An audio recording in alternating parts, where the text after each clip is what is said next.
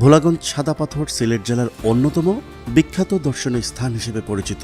ভ্রমণ পিপাসু মানুষদের জন্য এটি একটি আকর্ষণীয় স্থান। এই দর্শনীয় স্থানের বিশেষত্ব হল এখানকার সাদা পাথর, স্বচ্ছ পানি এবং ওপারে ভারতের মেঘালয় রাজ্যের উঁচু উঁচু পাহাড়। কিন্তু একটা সময় ভোলাগঞ্জ দেশের বৃহত্তম পাথর কোয়ারি অঞ্চল ছিল। ধুলোময় জঞ্জালে ভরা ভোলাগঞ্জ কিভাবে বাংলাদেশের বিখ্যাত পর্যটন কেন্দ্র হয়ে উঠল তা জানাবো আজকের এই ভিডিওতে। চলুন শুরু করা যাক। সিলেট জেলা নয়নাভিরাম প্রাকৃতিক সৌন্দর্যের জন্য বিখ্যাত, আর ভোলাগঞ্জ সাদা পাথর এর অনন্য এক উদাহরণ।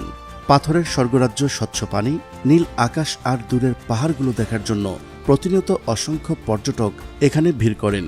শীত বর্ষা দুই মৌসুমেই প্রতিদিন হাজার হাজার নরনারী, যুব বৃদ্ধ ছুটে আসেন এই সাদা পাথর দেখতে। এই সাদা পাথর না দেখলে ভ্রমণ অপূর্ণ থেকে যায়, এমনটাই মনে করেন এখানে বেড়াতে আসা প্রকৃতি প্রেমীরা। তো কেমন লাগলো আপনাদের এই সিলেট ভ্রমণ? যাইতে মন চাইতেছে না, এমন লাগতেছে।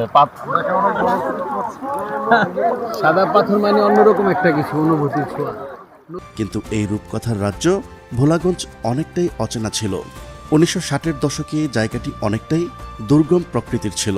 1964 সালের দিকে ছাতক ভোলাগঞ্জ রূপের লাইন নির্মিত হয়। এই পথে ভারত থেকে চুনা পাথর আমদানি হতো, তাই এলাকাটি সবসময় ধূলিময় থাকত। রেললাইনের স্লিপারের নিচে পাথর সরবরাহের জন্য ভোলাগঞ্জ সীমান্ত এলাকায় ক্রাশার মেশিন বা পাথর ধ্বংসকারী মেশিন স্থাপন করা হয়। তাই এলাকাটি সবসময় ধূলিময় থাকত। নানান কারণে সেটি বিনষ্ট হয়ে গেলেও অবকাঠামো এখনও বিদ্যমান রয়েছে। তবে 2016 সালে তৎকালীন সরকার পরিবেশের কথা চিন্তা করে পাথর কোয়ারি বা পাথর ভাঙ্গা শিল্প বন্ধ ঘোষণা করেন। তারপর থেকে ধীরে ধীরে ধূলিময় এলাকাটি প্রকৃতির অপরূপ লীলাভূমিতে পরিণত হয়, যা বর্তমানে দেশের অন্যতম পর্যটন কেন্দ্র হিসেবে পরিচিত।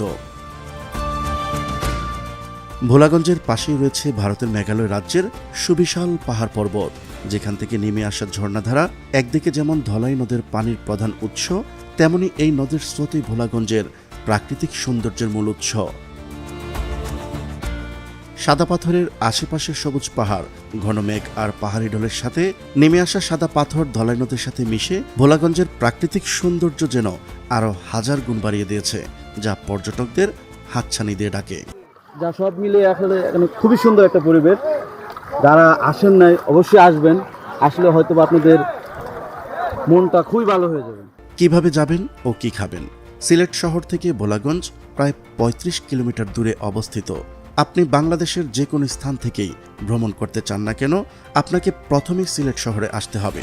তারপর সিলেট থেকে আপনার পছন্দ মতো যানবাহন নিয়ে আপনি ভোলাগঞ্জে আসতে হবে। সেখান থেকে ট্রলার বা নৌকা ভাড়া করে 20 মিনিটের পথ অতিক্রম করে যেতে হবে সাদা পাথর। আপনি যদি সাদা পাথর ভ্রমণ করতে চান তাহলে অবশ্যই উৎমাছড়া, তরুণছড়া এবং সিলেট শহরের পাশেই রয়েছে মালনীছড়া চা বাগান। এই জায়গাগুলো একসাথেই ভ্রমণ করতে পারেন। ভোলাগঞ্জ সাদা পাথরের আশেপাশে কিংবা 10 নং ঘাটে তেমন কোনো ভালো মানের খাবার হোটেল নেই। সেখানে আপনি দেশীয় খাবার কিংবা ভাত মাছ খাওয়ার মতো সাধারণ কিছু হোটেল পেয়ে যাবেন। সিলেট থেকে ভোলাগঞ্জ যাবার পথে বেশ কিছু ভালো মানের হোটেল রয়েছে, আপনারা চাইলে সেখান থেকে খাওয়া দাওয়া করে নিতে পারেন। ভ্রমণ শেষ করে চাইলে কিছু কেনাকাটাও করতে পারেন। সাদা পাথর এলাকায় রয়েছে ভারতীয় কিছু পণ্যের দোকান। চকোলেট, সুগন্ধি, আচার ও চা পাতা সহ বাহারি সব পণ্য নিয়ে বসে আছেন শতাধিক দোকানি। তবে খেয়াল রাখতে হবে পণ্যের মান ও মেয়াদ উত্তীর্ণের তারিখ, কারণ বেশিরভাগ পণ্যেরই মেয়াদ নেই, যেমনটা আমাদের টিমের সাথে হয়েছিল। অনেকগুলো চকলেটের মেয়াদ শেষ, যা ভ্রমণ থেকে ফিরে সবাই টের পায়। প্রিয় দর্শক, আজ এই পর্যন্তই। শুরু থেকে শেষ পর্যন্ত চেষ্টা করেছি সাদা পাথরের স্বর্গরাজ্য ভোলাগঞ্জ নিয়ে সঠিক তথ্য উপস্থাপন করতে। কোথাও কোনো তথ্যগত ভুল কিংবা আপনার পরামর্শ থেকে থাকলে তা কমেন্ট করে জানাতে পারেন। দেখা হচ্ছে পরবর্তী ভিডিওতে। ততক্ষণ পর্যন্ত মহান আল্লাহ তাআলা সবাইকে ভালো রাখুক, সুস্থ রাখুক। আল্লাহ হাফেজ।